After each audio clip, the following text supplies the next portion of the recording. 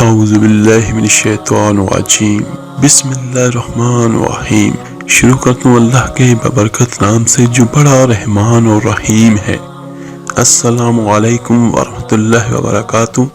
میرے عزیز بھائیوں بہنوں اور بچوں، آج میں آپ کو جمعے کے دن کے کرنے والے چند اعمال اور آقائے دو جہاں صلی اللہ علیہ وآلہ وسلم کی چند سنتیں بیان کروں گا۔ کثرت کے ساتھ درود پاک پڑھنا۔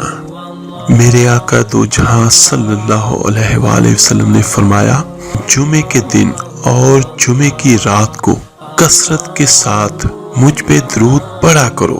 جو آدمی مجھ پر ایک مرتبہ درود بھیجے گا، اللہ اس پر 10 رحمتیں نازل کرے گا۔ اللہم صلی علی محمد۔ میرے آقا نے فرمایا، تمہارے افضل دنوں میں سے دن جمعے کا سب سے افضل ترین ہے۔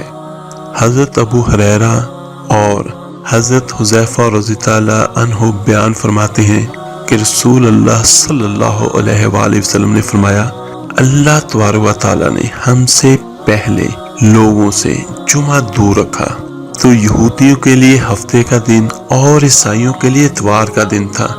اللہ تعالیٰ ہمیں لایا تو اس نے ہمیں جمعے کے روز کی ہدایت دی اور جمعہ اور پھر اس کے بعد ہفتہ اور اس کے بعد اتوار رکھا، اور اسی طرح روز قیامت بھی وہ ہمارے پیچھے ہوں گے۔ ہم دنیا میں آخری ہیں اور قیامت کے روز ہم پہلے ہوں گے جن کا سب مخلوق سے قبل فیصلہ ہوگا۔ اسی دن حضرت آدم علیہ السلام کو پیدا کیا گیا اور ان کی روح قبض کی گئی، اور جمعے کے دن ہی سور پھونکا جائے گا اور اس دن سب لوگ بے ہوش ہوں گے۔ اس لیے اس دن مجھ پر کثرت سے درود بھیجا کرو، کیونکہ میرے آقا نے فرمایا کہ تمہارا درود مجھ پر پیش کیا جاتا ہے۔ تو کہتے ہیں کہ لوگوں نے پوچھا، یا رسول اللہ صلی اللہ علیہ وآلہ وسلم، ہمارا درود آپ پر کیسے پیش کیا جائے گا جبکہ آپ کا جسم بوسیدہ ہو چکا ہوگا؟ ان کا مطلب یہ تھا کہ جب آپ صلی اللہ علیہ وسلم اس دنیا سے پردہ فرما جائیں گے۔ تو میرے آقا نے فرمایا، بے شک اللہ تعالیٰ نے انبیاء علیہ السلام کے جسموں کو زمین پر حرام کر دیا ہے، یعنی فرشتوں کے ذریعے آپ پر درود پہنچایا جاتا ہے، کیونکہ انبیاء کے جسموں کو مٹی نہیں کھاتی، یہ میرے اللہ کا حکم ہے، وہ صحیح سلامت ہوتے ہیں۔ اور جمعے کے دن سورہ الکہف پڑھنا۔ میرے آقا نے فرمایا، جس شخص نے جمعے کے روز سورہ الکہف کی تلاوت کی، اس کے لیے اللہ تعالیٰ 2 جمعوں کے درمیان ایک نور روشن فرما دیتا ہے۔ اور جمعے کے دن غسل کرنا۔ ہر بالغ پر جمعے کے لیے جانا ضروری ہے، اور ہر وہ شخص جس پر جمعے کے لیے جانا ضروری ہے، یعنی اس کو لازمی غسل کرنا چاہیے۔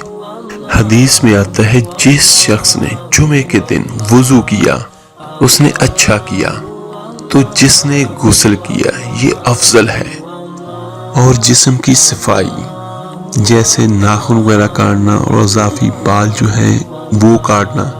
اور میرے عزیز بھائیوں بہنوں اور بچوں، ہم میں سے بہت سارے لوگ ایسے ہیں جنہیں یہ ہی نہیں پتا کہ ناخن کاٹنے کا سنت طریقہ کیا ہے۔ تو یہاں پہ میں آپ کو وہ بھی بیان کر دیتا ہوں۔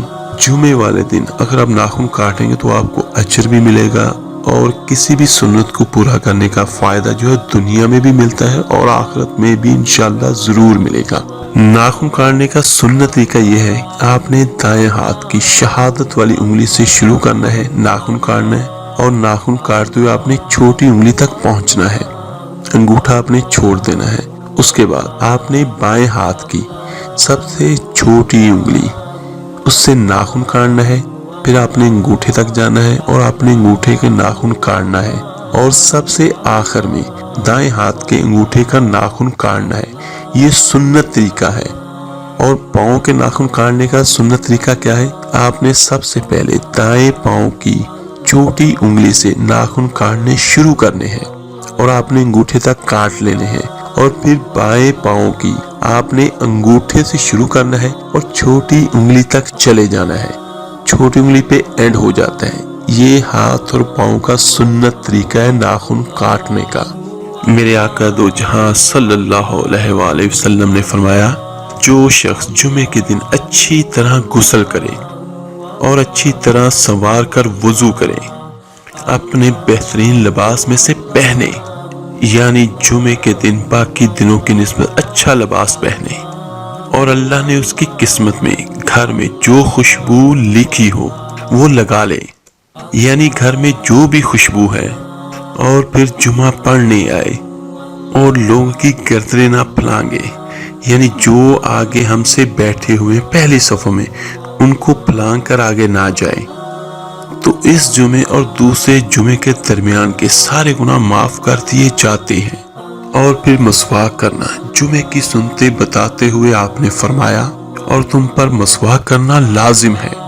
اچھا لباس پہننا، میرے آقا نے فرمایا اگر ممکن ہو تو جمعہ کے لیے اپنے کام کاج کے کپڑوں کے علاوہ 2 کپڑے بنا لینے میں کیا حرج ہے، مگر کوئی ایسا لباس ہو جو صرف آپ جمعے کے دن ہی استعمال کریں۔ اور خوشبو لگانا، حدیث میں یہ آتا ہے کہ چاہے وہ عورت کی ہی خوشبو کیوں نہ ہو، یعنی اگر آپ کی اپنی نہیں ہے، اگر بیوی کی خوشبو پڑی ہوئی ہے تو آپ وہی لگا لیں، لیکن لگاؤ ضرور۔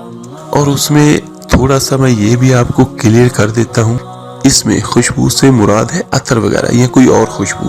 آپ نے وہ خوشبو قطعاً استعمال نہیں کرنی جو پرفیوم جس میں الکوہل وغیرہ ہو۔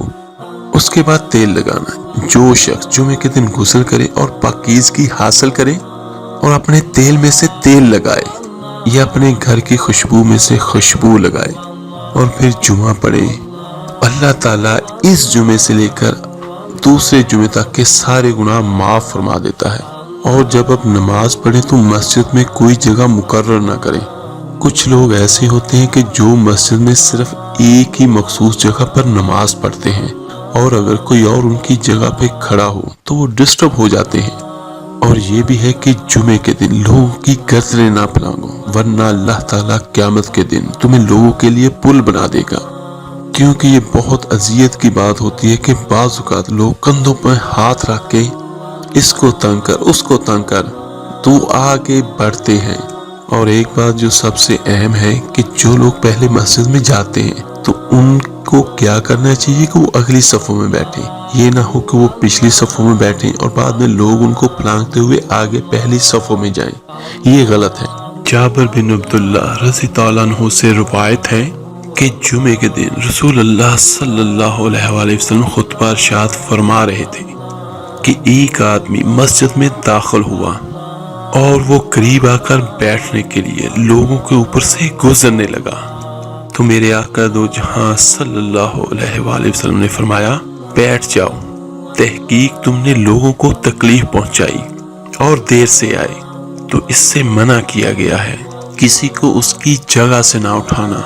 میرے آقا نے فرمایا تم میں سے جمعے کے دن کوئی اپنے بھائی کو کھڑا نہ کرے کہ پھر دوسری طرف سے آ کر اس کی جگہ پر خود بیٹھ جائے، بلکہ جو بھی ہے اس کے لیے کہو کہ جگہ کشادہ کرو، اس کے لیے بھی جگہ بناؤ۔ یہ کہیں خطبہ جمعہ اور اس کے آداب، جب اذان ہو جائے تو کیا کرے انسان، مسجد کی طرف دوڑ پڑے، تو مسجد میں اس وقت جماعت تو نہیں ہو رہی ہوگی، کیا ہو رہا ہوگا، خطبہ ہو رہا ہوگا، امام کا سلام کرنا۔ میرے آقا دو جہاں جب منبر پر چڑھتے تو آپ السلام علیکم کہا کرتے، اور امام کا کھڑے ہو کر خطبہ دینا، رسول اللہ صلی اللہ علیہ وسلم کھڑے ہو کر خطبہ دیتے، پھر بیٹھ جاتے، پھر کھڑے ہوتے اور کھڑے ہو کر خطبہ دیتے، یعنی بیچ میں تھوڑا سا بیٹھ بھی جاتے تھے۔ جس نے یہ کہا کہ آپ بیٹھ کر خطبہ دیتے تھے، تحقیق کہ اس نے جھوٹ بولا۔ اور مختصر خطبہ دینا، میرے آقا کے کلمات چند ہی ہوا کرتے تھے، آپ کا خطبہ درمیانہ ہوتا تھا۔ میرے آقا نے فرمایا آدمی کا نماز کو لمبا کرنا اور خطبے کو مختصر کرنا اس کی سمجھداری کی علامت ہے۔ بس نماز لمبی کرو اور خطبہ مختصر کرو، کیونکہ بعض بیان جادو جیسا اثر رکھتے ہیں، تھوڑی سی بھی کرو گے تو دل پر اثر انداز ضرور ہوگی۔ اور خاموشی کے ساتھ امام کا خطبہ سننا اور دعا کا خصوصی اہتمام کرنا اور صدقہ دینا۔ صدقہ دینے کا تو ویسے ہی بہت اجر ہے، اور جمعے کے دن صدقہ دینے کا تو بہت زیادہ اجر و ثواب ہے، اور سرما لگانا۔ ان سبھی باتوں سے، سبھی احادیث سے یہ ثابت ہوتا ہے کہ جمعے کے دن انسان اپنا سب سے بہترین لباس پہنے، خوشبو لگائے، تیل لگائے، مسواک کرے، صدقہ کرے، خاموشی سے خطبے کو سنے اور دعا کا خصوصی اہتمام کرے۔ دعا کے خصوصی اہتمام پر کیوں زور ہے؟ کہ اللہ سے مانگے، اس دن جو آپ کی حاجت ہے مانگے۔ اور جمعے کے دن سورہ کاف کی بھی تلاوت لازمی کیا کیجیے۔ میرے عزیز بھائی اور بہنوں، اللہ تعالیٰ سے دعا ہے اللہ تعالیٰ آپ کو، مجھے، ہم سب کو ان سنتوں پر عمل کرنے کی توفیق عطا فرمائے، آمین۔ اس ویڈیو کو لائک، سبسکرائب اور شیئر ضرور کیجیے گا۔ ہو سکتا ہے آپ کے ایک شیئر کرنے سے یہ بات کسی کے دل پر اثر انداز ہو جائے، اس کی اور ہماری نجات کا ذریعہ بن جائے۔ ملتے ہیں جلدی انشاءاللہ تعالیٰ ایک نئے وظیفے اور عمل کے ساتھ۔ اپنا بہت بہت خیال رکھیے گا۔ اللہ حافظ۔ علیہ وسلم، صلی اللہ علیہ وسلم۔